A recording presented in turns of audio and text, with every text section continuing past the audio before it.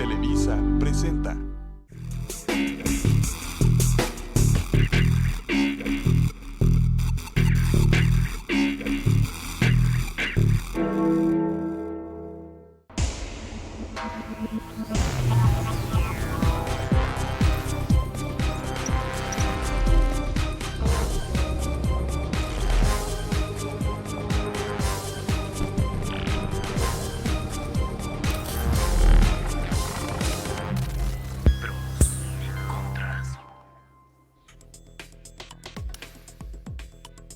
Muy buenas noches, bienvenidos al arranque de temporada de Pros y Contras.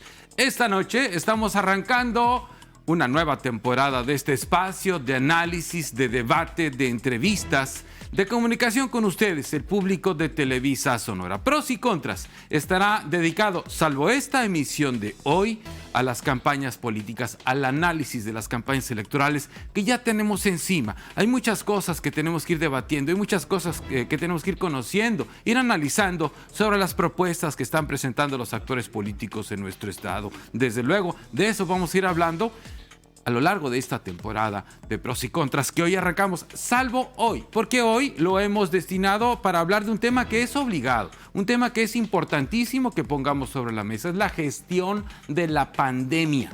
Todo lo que esto implica, la gestión de la pandemia del SARS-CoV-2, el coronavirus. Edgar Molina, ¿cómo estás? Buenas noches. Qué gusto saludarte, Sergio, al igual que todos nuestros amigos. Muy buenas noches. Exactamente, obligaba a arrancar esta nueva etapa de Pros y Contras para hablar precisamente de esta gestión que bien mencionas. Adicional, hoy lunes, que empezó ya la vacunación a lo que son los civiles, en específico ya a lo que son los adultos mayores de 60 años de edad, obligaba a platicar de ello. Y es por ello que esta noche estaremos abundando también con voces autorizadas que le saben a este tema y obviamente estaremos desmenuzando poco a poco desde los tratamientos, el manejo de las pandemias por parte de las autoridades, la reactivación para cuándo podremos tener una nueva normalidad. Estaremos platicando al respecto de ello. Pero también, Sergio, a la gente que nos siguió desde bien temprano y sigue la programación de Televisa Sonora, hoy arrancamos con Decisión 2021, que es todo un concepto que ya lo platicamos desde bien temprano. Desde muy tempranito empezamos a platicar con todos los televidentes, con todo el público de Televisa Sonora de Decisión 2021. Es esta cobertura especial, ese diseño especial de contenidos de Televisa Sonora enfocado a dar una cobertura equilibrada, equitativa a todas las fuerzas políticas en estas campañas que están ya arrancando y que se antoja que van a estar, pero bastante calientitas. Vamos a verlas.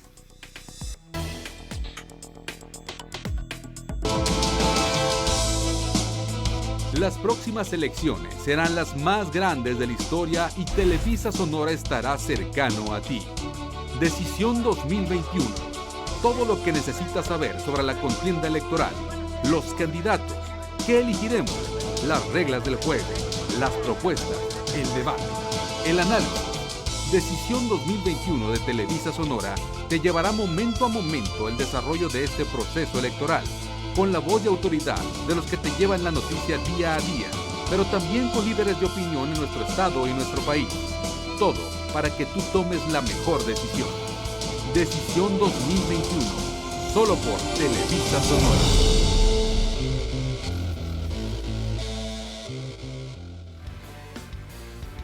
Decisión 2021. Muy buenas noches, soy Karina Barraza. Gracias por acompañarnos en esta edición de Pros y Contras. Bienvenidas, bienvenidos todos. La invitación para que se quede va a estar bastante entretenido y bueno este programa. Y hablando de la pandemia en México, ¿cómo se ha tratado la pandemia en nuestro estado, pero también en nuestro país? Se han registrado ya 2 oleadas fuertes de COVID-19. Recién acabamos de pasar la primera y se espera una tercera. Aquí los detalles.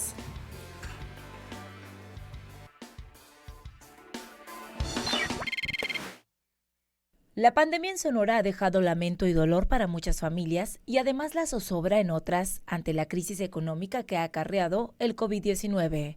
Las autoridades toman decisiones en base a una delgada línea que va de privilegiar la salud y la vida de los sonorenses a la reactivación económica.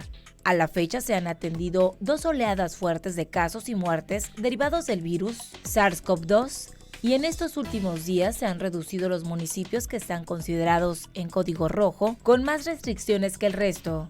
Con ello, Empresas de casi todos los giros han reabierto sus puertas, mientras que en los hospitales se ha reducido el número de camas ocupadas por personas contagiadas de coronavirus. Sin embargo, el riesgo de una tercera oleada de contagios después de Semana Santa tiene en alerta a las autoridades en esta pandemia que continúa.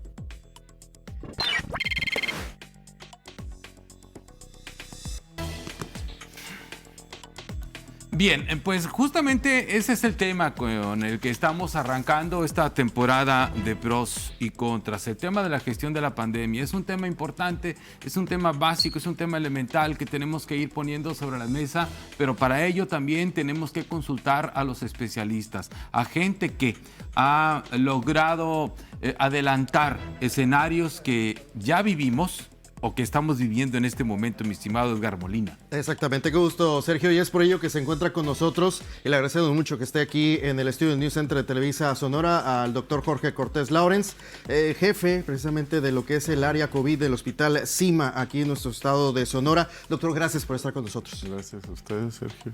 Gracias. Gracias, doctor. Y muchos temas, mi estimado Sergio. Sí. Obviamente hablando precisamente de los primeros que advirtieron aquí en el estado de Sonora de lo que se trataba el tema de COVID-19 y de los riesgos que teníamos y que podríamos tener aquí en nuestro estado, fue el doctor Cortés Lawrence. Efectivamente, que lo vimos, doctor, el año pasado. Estamos hablando ahorita antes de entrar al aire justamente de las fechas, ¿no?, que usted recordaba. De esas comunicaciones que usted tuvo con sus padres, incluso de otros continentes, que llegaron al final de cuentas a darle a usted la suficiente información para advertir que algo venía. Claro, sí. desde luego.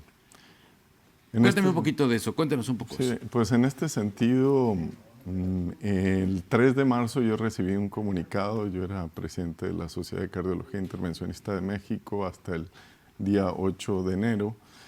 Y mis pares de Europa, de la Sociedad Europea, de la Sociedad Española, de la Sociedad Italiana, de Nueva York, de la Sociedad Americana, me dijeron: esto es tremendo para nosotros, nos está destruyendo. Ustedes con el sistema sanitario que tienen los pueden aniquilar, advierte de esto, es algo muy importante porque esto es un animal diferente, es un virus mucho más letal, mucho más agresivo y tienes que hacer algo a favor de la sociedad. Y por eso nos dimos a la tarea de pedir el 18 de marzo en un video a la gobernadora pidiéndole que se dictara la alerta sanitaria, que es un proceso jurídico para parar el trabajo en ese momento y diseñar una estrategia de política de salud para contener en ese momento o tratar de contener la pandemia.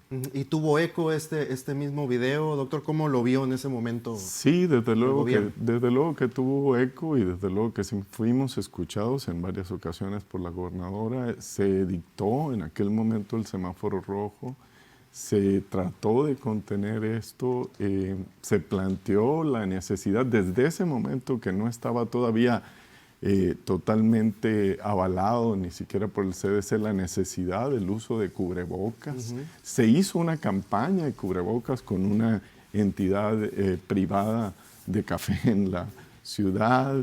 Se repartieron casi 250,000 cubrebocas porque ya veíamos la necesidad de esto, porque teníamos la información previa de las pandemias del SARS, de MERS en Asia, donde esto había sido efectivo, y ahora pues se corrobora porque la información del CDC en este sentido acaba de salir.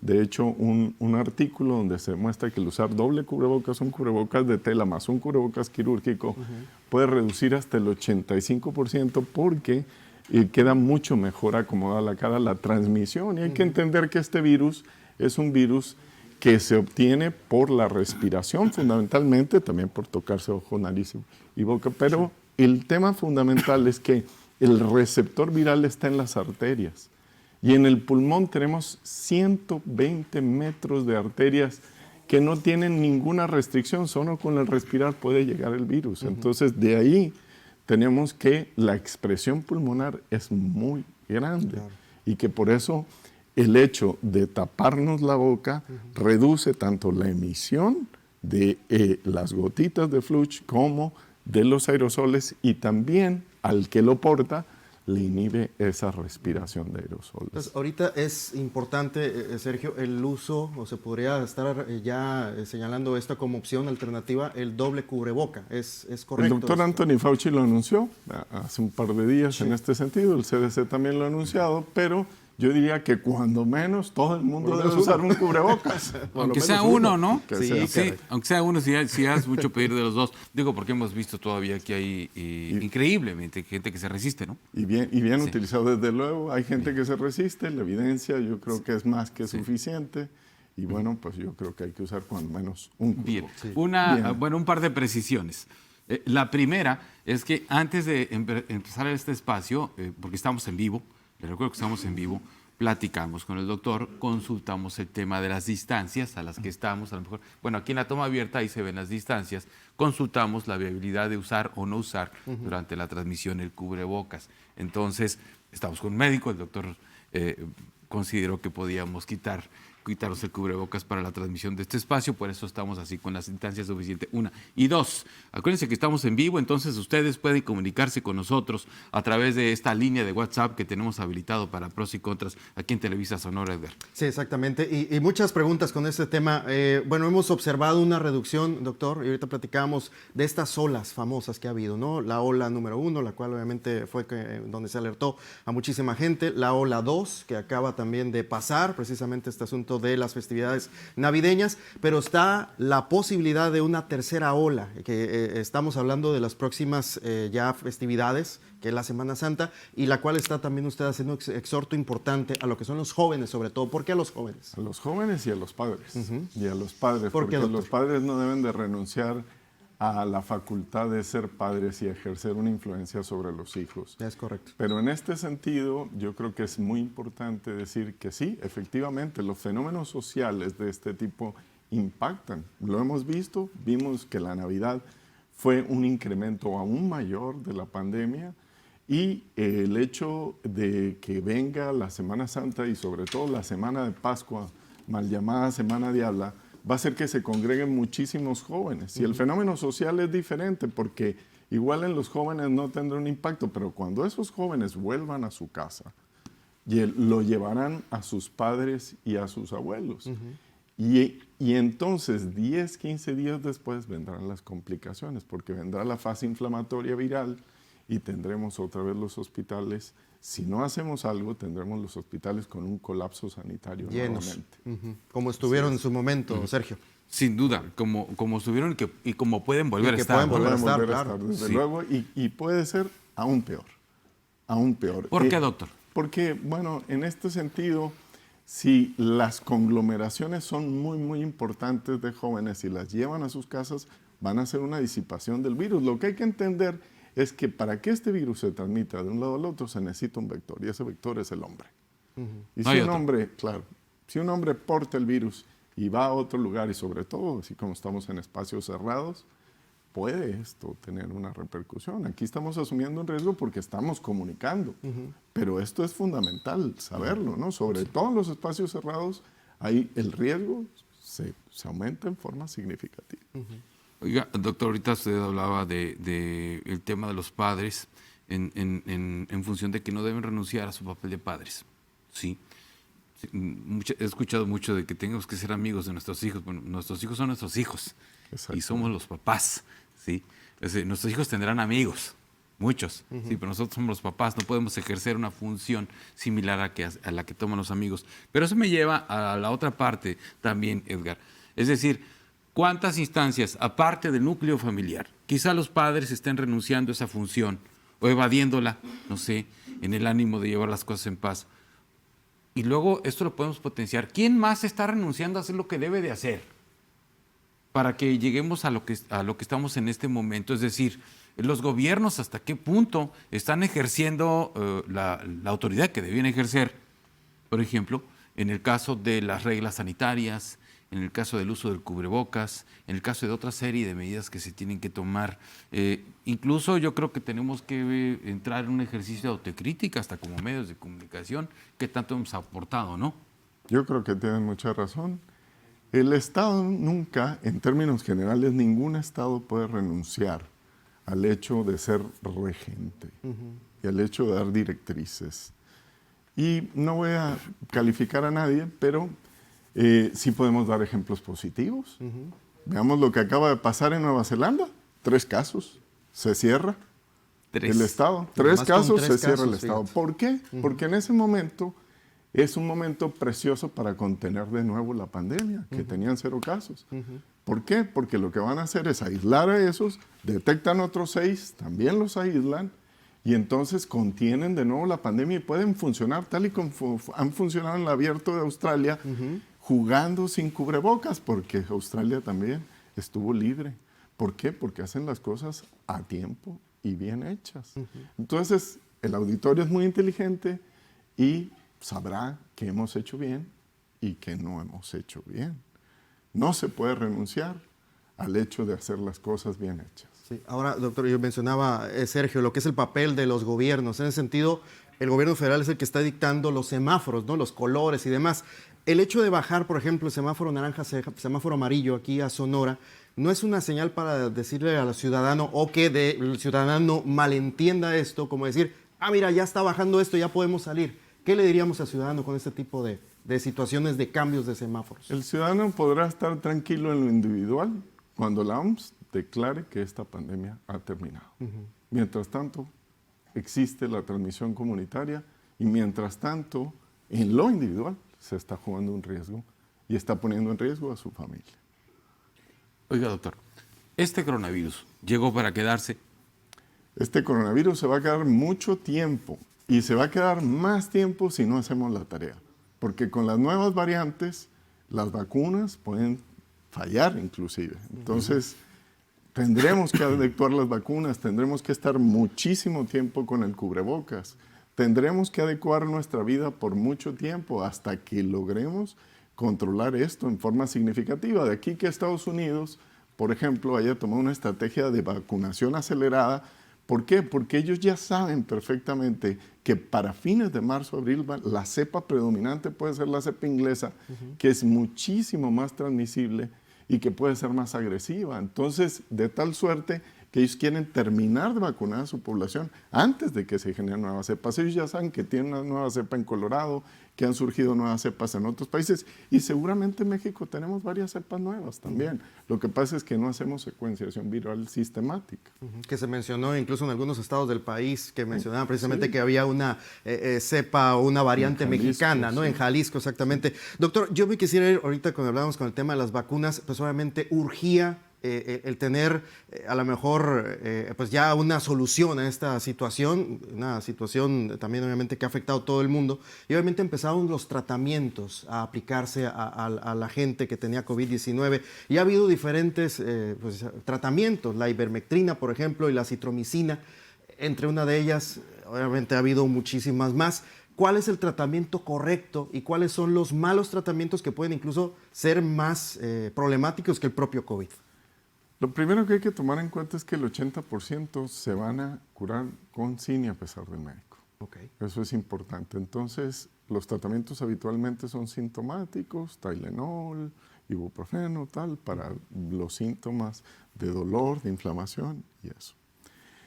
Pero el problema es el 20% que se ponen mal. Ese 20% habitualmente puede ser, no necesariamente, gente que tenga comorbilidades. Ahora hemos visto con las nuevas cepas gente que no tiene ninguna comorbilidad, que tiene 30 y tantos años y que necesita intubación.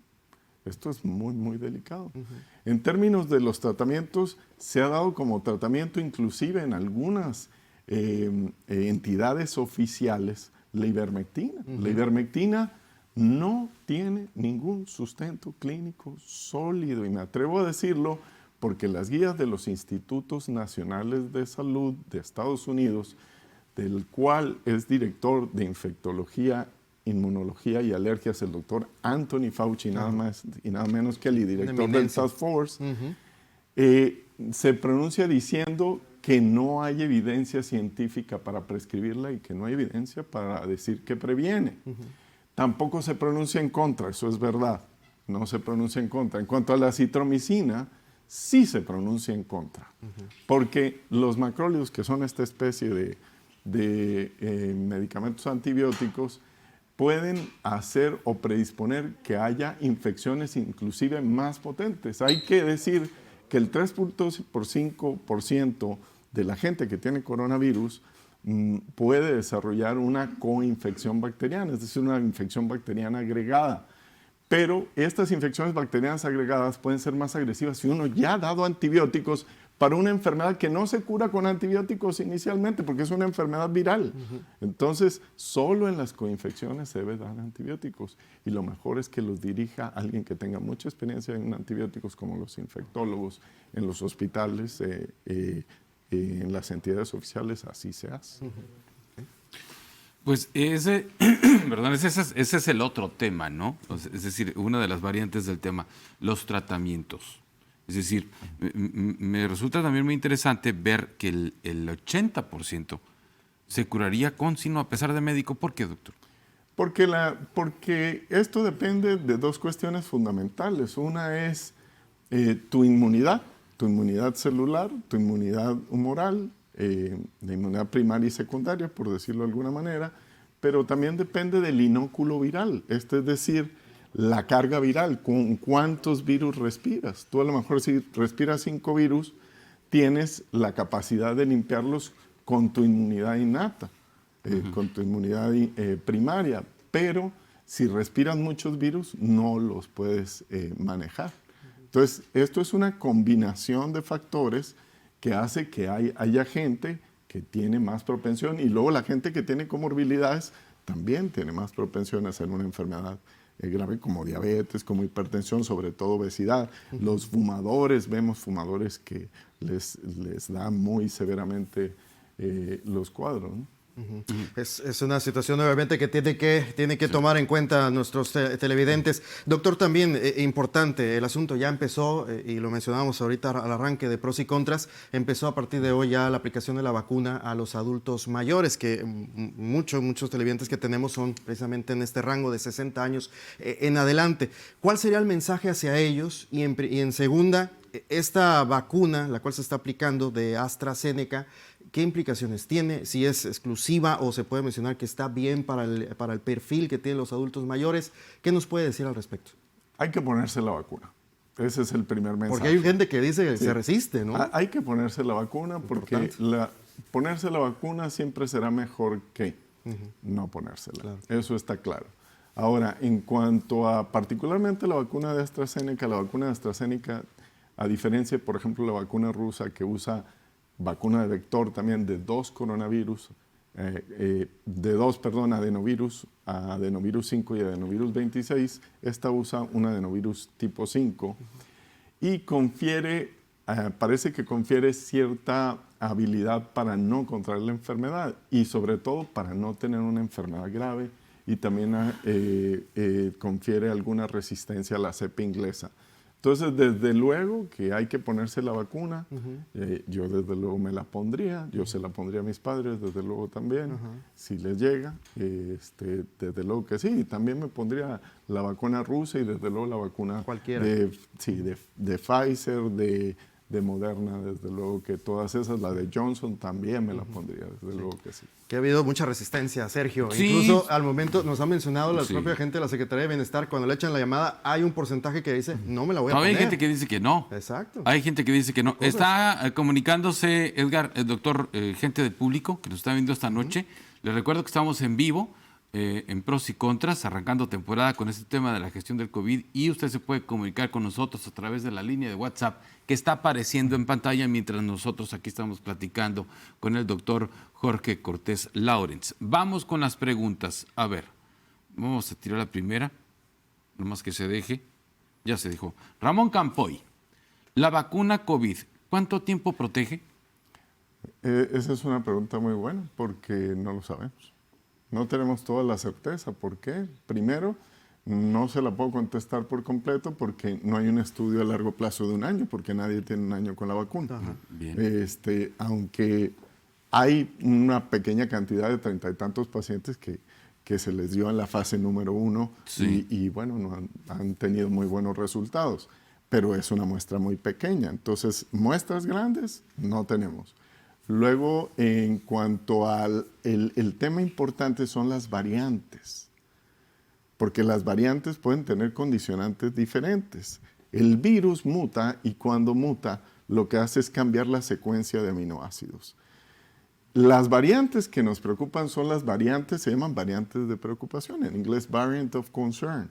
¿Por qué? Porque esas variantes, esas mutaciones se dan en, por ejemplo, la proteína S, que es la que se une al capilar, al receptor de angiotensina en el pulmón y en todas las arterias, o también las variantes de los receptores de anticuerpos, porque esto puede tener un efecto sobre las vacunas. Entonces, estas sí nos preocupan. Variantes, ha habido 15 variantes desde el primer mes en China. Nos preocupan las que tienen implicación clínica. Y las que tienen implicación clínica son la inglesa, la sudafricana, la brasileña, porque tienen implicaciones clínicas. Entonces, contestar esta pregunta es algo complejo porque no sabemos qué cobertura completa van a tener las vacunas para estas variantes. Ahora, para contestártela de una forma todavía más sólida, las vacunas todas se pueden adaptar en el futuro. Y las vacunas de RNA serán mucho más fácil adaptarlas porque se adaptan inmediatamente con ingeniería genética. Bien. A ver, tenemos aquí otra pregunta. Dice Juan Carlos Mesa. ¿Cuándo la pareja sale positivo a COVID-19, es necesario el uso de cubrebocas? Desde luego, adentro de la casa. Y adentro de la casa el que sale debe de usar cubrebocas. Yo dentro de mi casa uso cubrebocas, aún teniendo una dosis de vacuna. Yo cuando me dio precisamente COVID, ¿Sí? A mi esposa también le dio COVID, los dos andamos con cubrebocas en la casa. Y no, obviamente no salíamos para nada, ¿no? Pero Claro. es importante eso. Yo sigo usando cubrebocas ¿Todavía? hoy en día para proteger a mi familia porque todos los días voy y veo pacientes. Importante. Bien, a ver, una pregunta más. Sí. Y la vacuna no te quita la posibilidad de transmitir. Eso es algo importante. Bueno, a ver. Por eso hay que usar cubrebocas aún estando vacunado. Excelente, ese es un buen apunte. Llegan varias preguntas, yo creo que no nos va a alcanzar el tiempo, salvo que el productor diga otra cosa. Dice, ¿qué opina usted de la estrategia de vacunación que se está dando en nuestro país? ¿Es la más adecuada?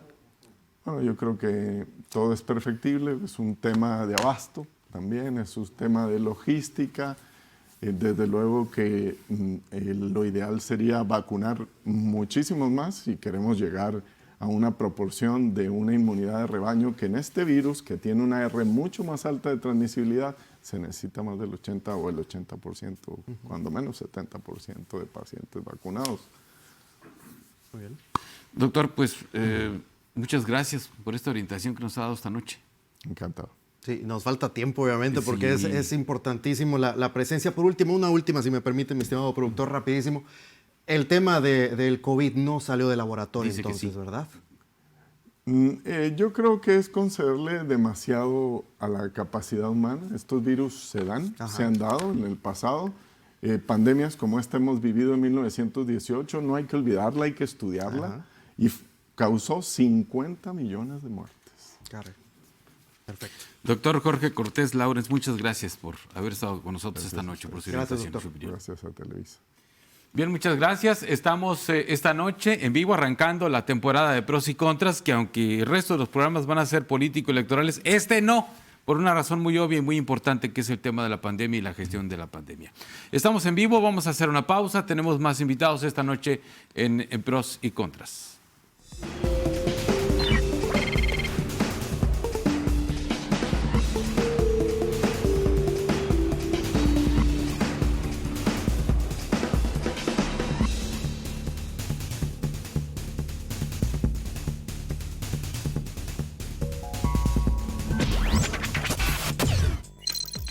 Se quedan muchas preguntas, obviamente. Muchísimas gracias a todos ustedes que se están comunicando con nosotros esta noche. Les recuerdo, insisto, estamos en vivo esta noche en Pros y Contras, arrancando la temporada. Estamos abordando el tema de la gestión de la pandemia. Hemos platicado en este primer bloque con el doctor Jorge Cortés Laurens. Le hemos podido hacer algunas preguntas. Quedan todavía muchas preguntas de ustedes que se están comunicando con nosotros. Muchas gracias por comunicarse. Muchas gracias por ese montón de mensajes que nos están llegando. Vamos a procurar la respuesta. Tenemos más invitados, desde luego, esta noche. Nos vamos hasta las 10 de la noche. Nos queda todavía media hora de programa. Nos quedan más invitados. Así así que vamos a ir preguntando, vamos a ir escarbando. Algunas de las preguntas que están llegando incluso las podemos comentar con nuestros invitados que nos quedan en los siguientes bloques de este espacio de pros y contras. Así que ustedes sigan enviando los mensajes, sigan enviando sus preguntas, sus comentarios, sus opiniones. Nosotros aquí les vamos a ir dando el espacio que se merece desde luego esta noche. En pros y contras hacemos una pausa rápida y regresamos. Bueno, sobre el tema de COVID en México, lo que podemos decir es que cada estado está haciendo su esfuerzo independiente para lograr contener el virus.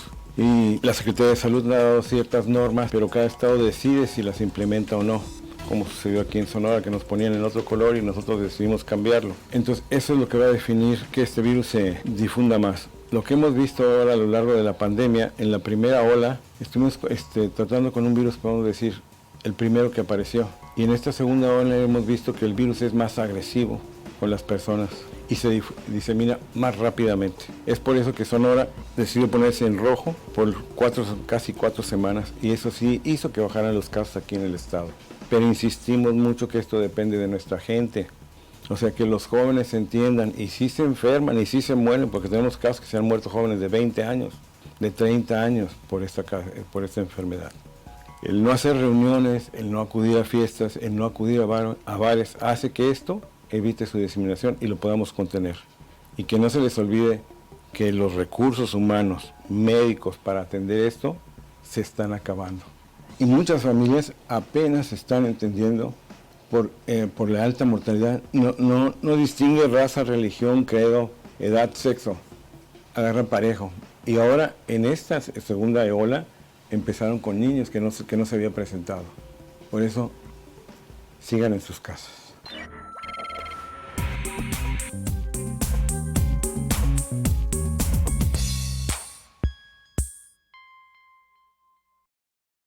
El tema de las vacunas, queremos decir que es la primera vez que se va a aplicar una vacuna de este tipo. Está hecha de RNA.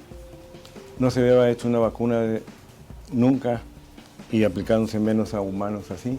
Hay varias marcas. En México, hasta ahorita la vacuna que se está aplicando es la de Pfizer. No ha tenido resultados negativos en cuanto a reacciones por la misma. Se supone que para el próximo 14 o 15 de febrero vendría la segunda aplicación de esta vacuna. Hemos visto resultados por artículos o por que nos mandan de otros países. No se sabe si necesitemos no solo una segunda dosis, sino hasta una tercera dosis de la vacuna. Nadie en el mundo tiene la experiencia para poder decir que esto hasta dónde va a terminar, y si necesitamos repetir en un año otra vez como las otras vacunas, como la de influenza, volvernos a aplicar la vacuna contra este virus. Toda esa experimentación realmente, igual que muchos de los medicamentos que se utilizaron durante esta pandemia contra el virus. Entonces, actualmente en Sonora se vacunó la primera dosis hacia el día 3 y 4 de febrero a todo el personal de salud de instituciones públicas y privadas. Se está por venir la segunda vacuna.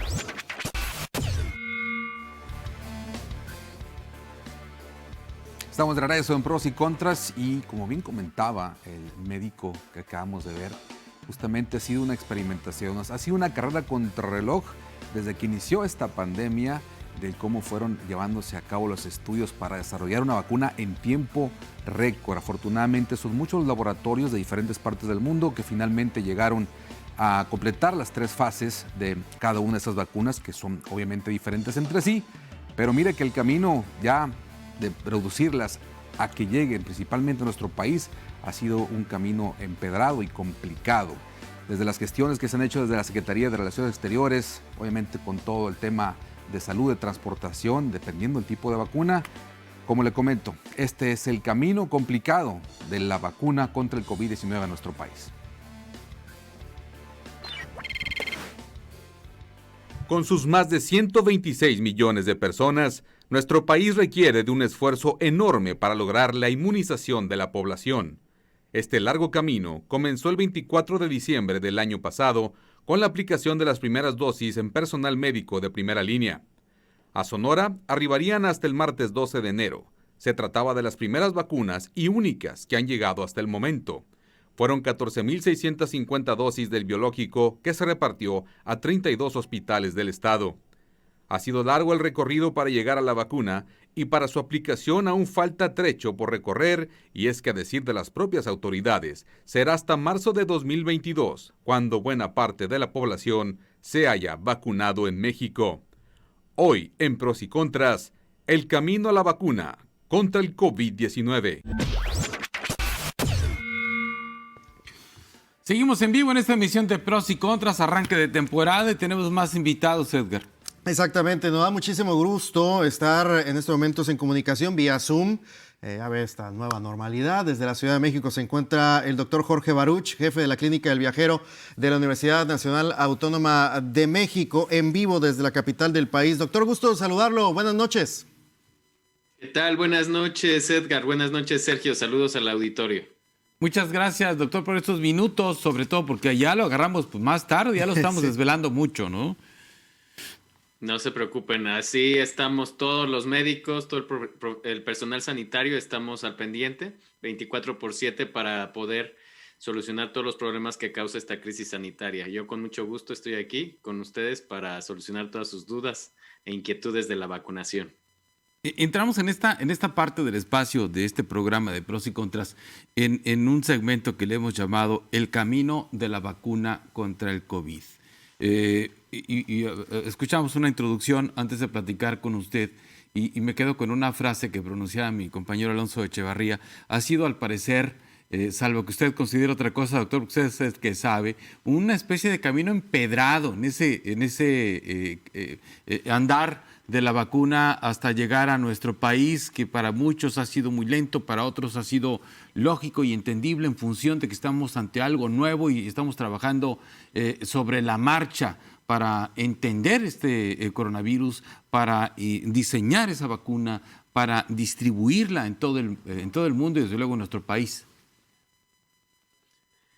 Pues sí, en efecto, es un camino muy largo el que vamos a recorrer. Es un camino acortado, sin lugar a dudas, también por el desarrollo de la tecnología y en la formación de equipos científicos a lo largo del mundo que se están comunicando de manera simultánea en todo el mundo, y esto ha sido un hecho sin precedentes en la historia de la humanidad para poder combatir la pandemia.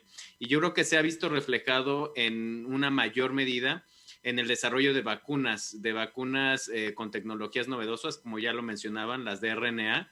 Nunca antes en la historia de la humanidad se habían aprobado para su uso de emergencia y para su distribución masiva.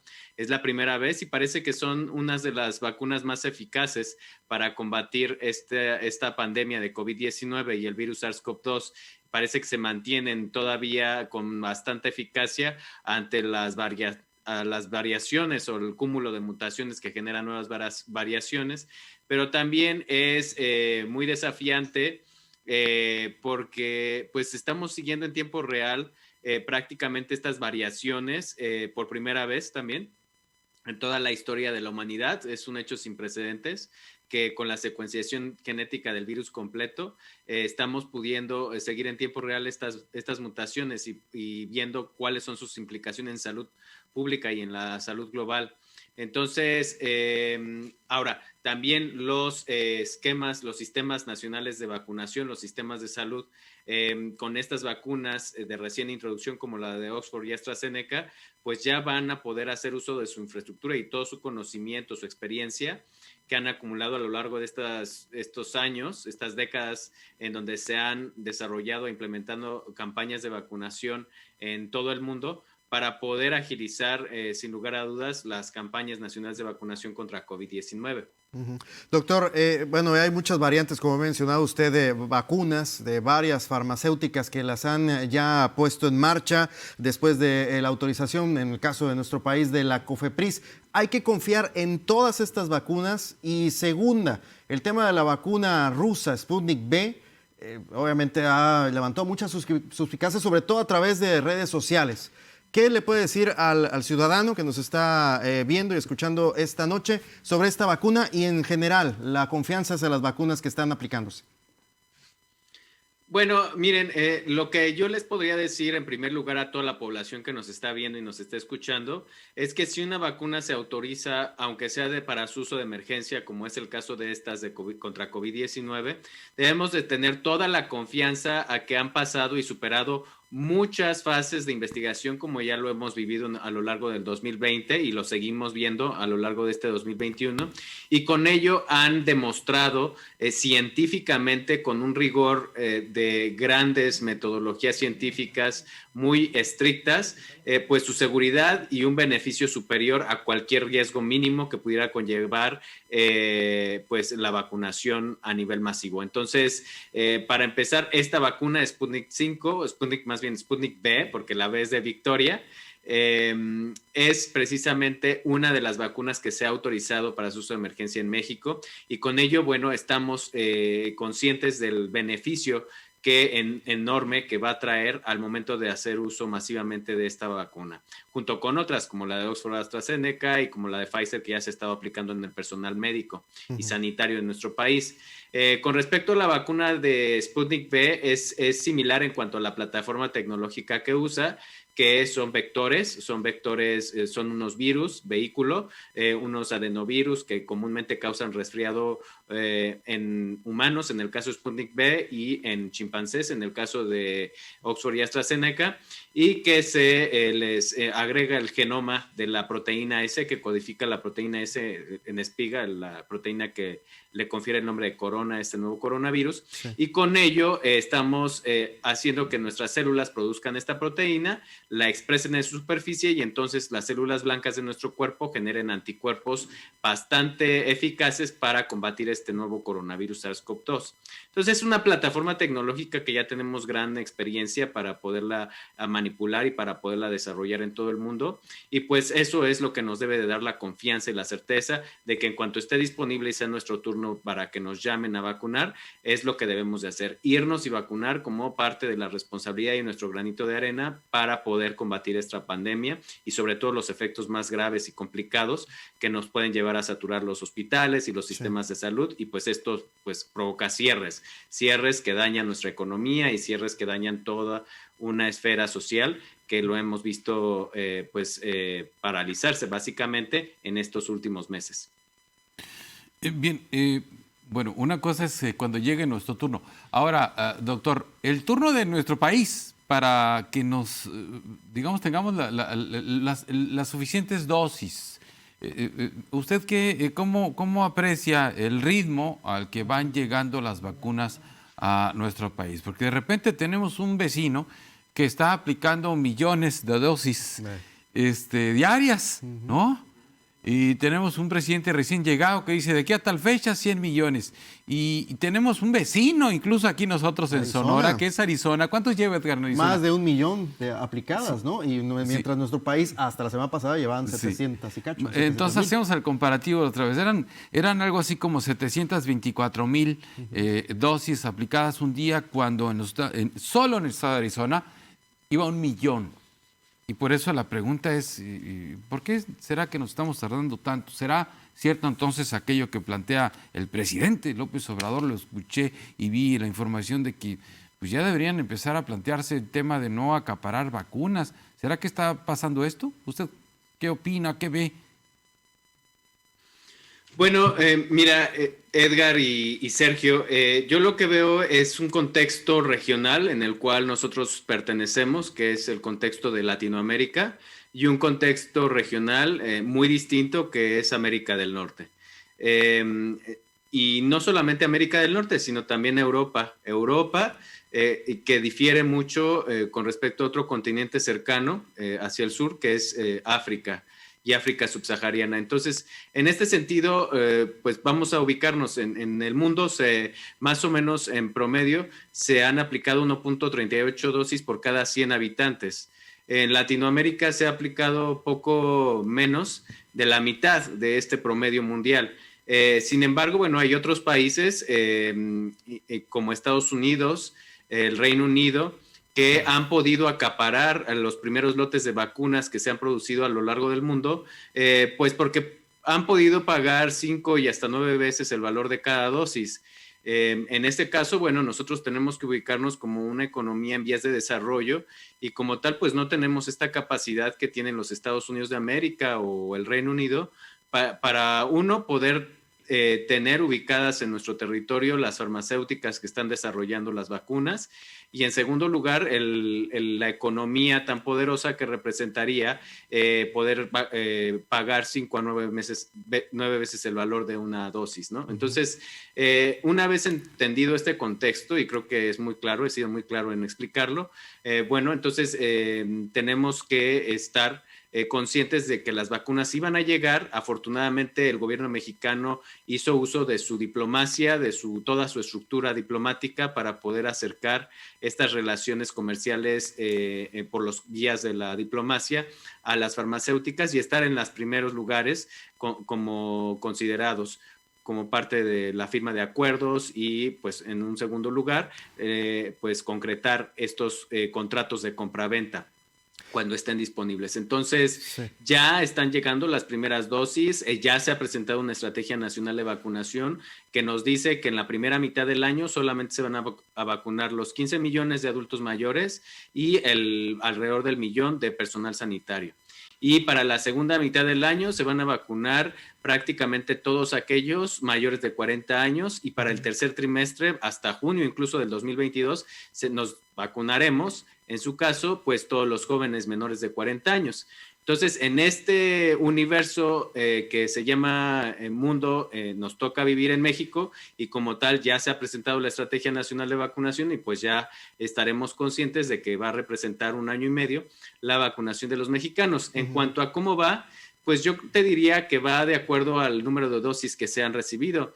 El hecho de exponer a un sistema de salud a una cantidad no mayor a 1 millón de dosis en lo que va del año, bueno, hasta ahorita que ya sumándolas van a representar alrededor de 1,5 millones de dosis, pues no es mucho. Realmente para un sistema sanitario es una proporción muy baja de dosis que se tienen que aplicar. Sí.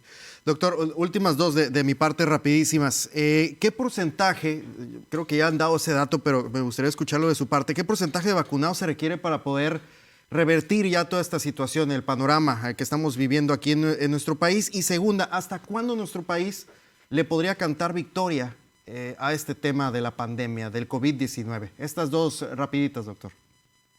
Sí, bueno, el porcentaje es, aquí tenemos que cumplir 2 objetivos.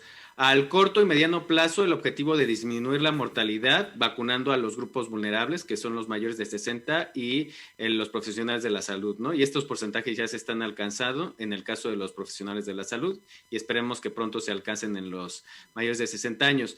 Pero el otro gran objetivo es precisamente acumular una cantidad suficiente de personas vacunadas para alcanzar la inmunidad de rebaño, esta inmunidad de rebaño famosa, que para México se calcula en más del 75%, y esto lo estaremos haciendo en el primer trimestre del 2022.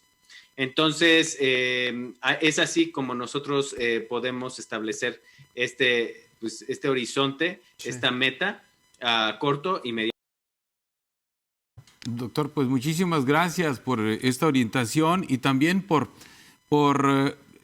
poner en la perspectiva en que debe estar el tema tanto de la efectividad de la vacuna, de la diferencia entre las vacunas y también, desde luego, el ritmo de vacunación que llevamos en nuestro país de acuerdo pues a las condiciones económicas de nuestro país. Le agradezco mucho. ¿Algo más, Edgar? No, al contrario, yo agradecido, doctor, por estos minutos para pros y contras, y estaremos muy pendientes del trabajo que está realizando, importantísimo a través de lo que es esta clínica El Viajero de la UNAM. Un fuerte abrazo, doctor.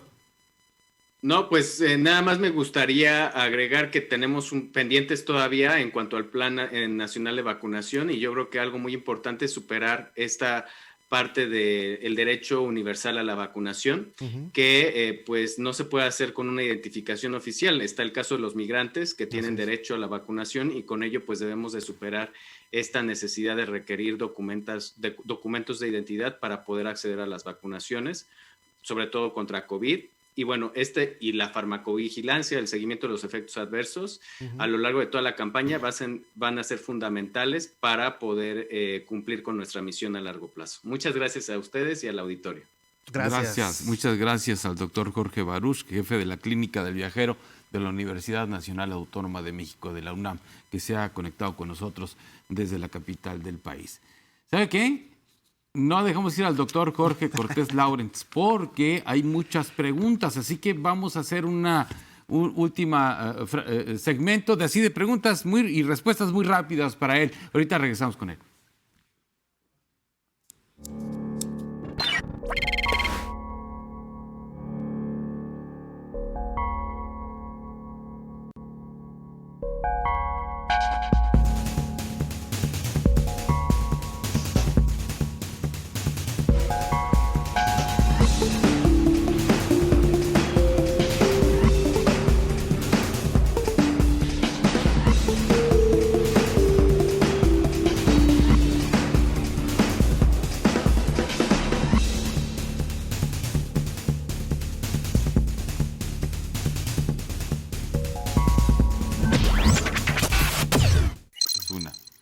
Bien, a ver, lo regresamos, doctor. Una disculpa, pero es que la gente está preguntando muchas cosas.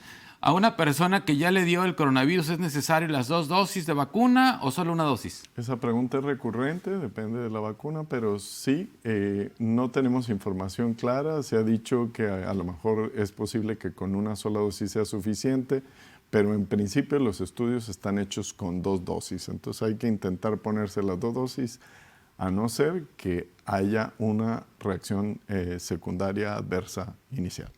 Otro televidente dice por acá, ¿usted qué recomienda, doctor? Que nos la pongamos la vacuna, la de la influenza me pone mal, tengo 62 años.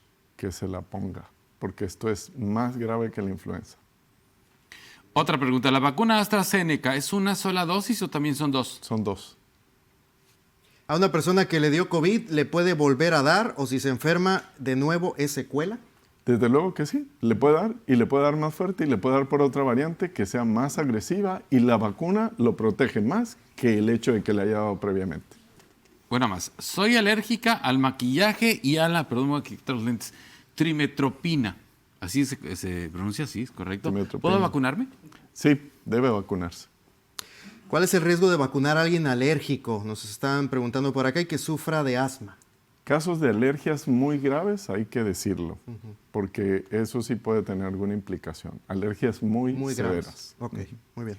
De las diferentes vacunas, ¿se pueden mezclar? Es decir, una primera dosis de una segunda de otra. No hay ninguna evidencia científica para hacerlo.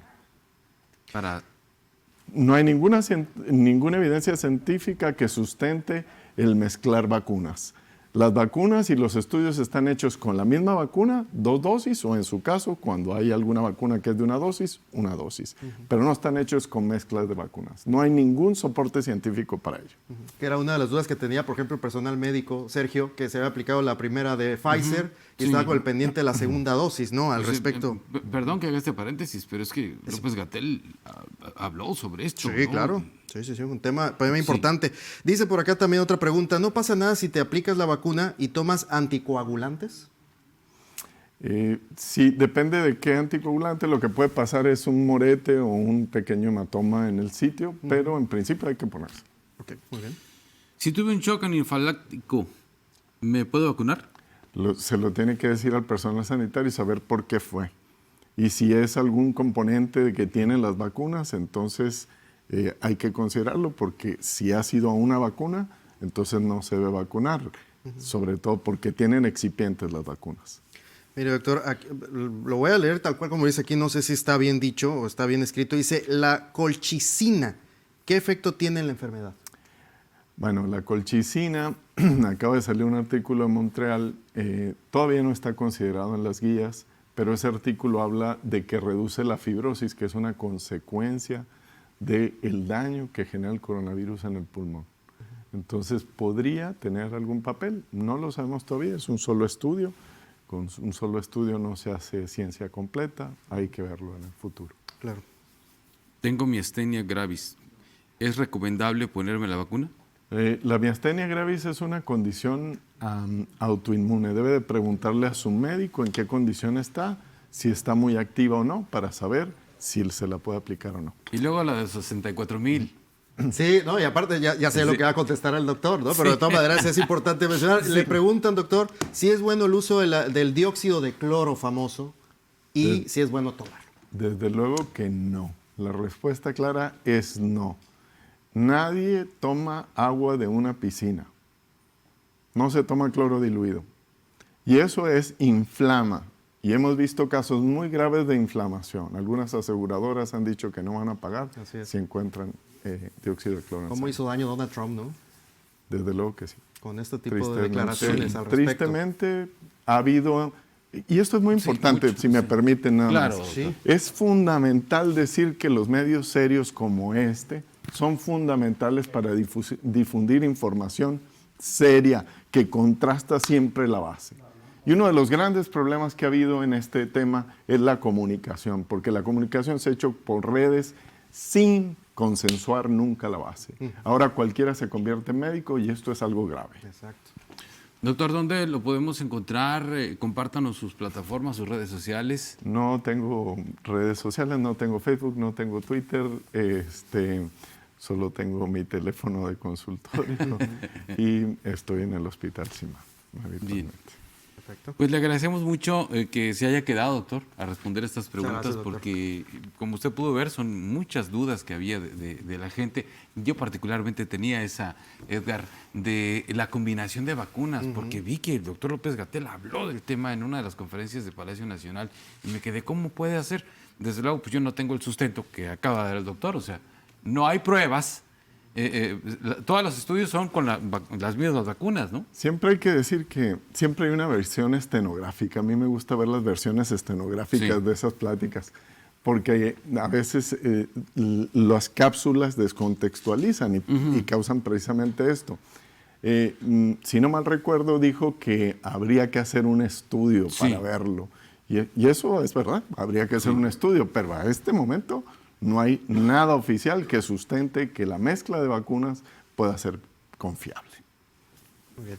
Pero se quedó en redes, por eso lo importante, en redes y en grupos se quedó, se sembró la idea de que de que lo que decía el doctor López-Gatell era que sí se podía y no había problema. Claro.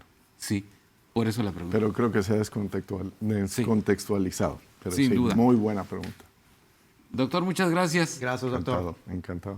Licenciado Molina, gusto en Licenciado compartir Bayo, con usted. Igualmente un gustazo, como siempre todos los lunes. Ya extrañamos los lunes de aquí del Nocturna, ¿no? En efecto, las desveladas, Las porque desveladas, los pros y contras, claro. acuérdense que son en vivo.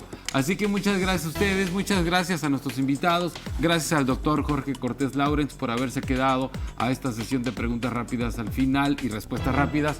A partir de la próxima semana vamos a retomar el tema de Decisión 2021 en este espacio de pros y contras. Recuerde, hoy hemos arrancado esta nueva temporada de pros y contras y salvo esta emisión de hoy, porque el tema era importantísimo, que lo dedicamos a la gestión de la pandemia, a partir del próximo lunes vamos a retomar el tema de los análisis con invitados, con especialistas, con colegas, con políticos, con dirigentes, con candidatos, las campañas políticas, el desarrollo de estas campañas políticas, el análisis, la propuesta y desde luego la opinión de ustedes aquí en Pros y Contras. Gracias, buenas noches.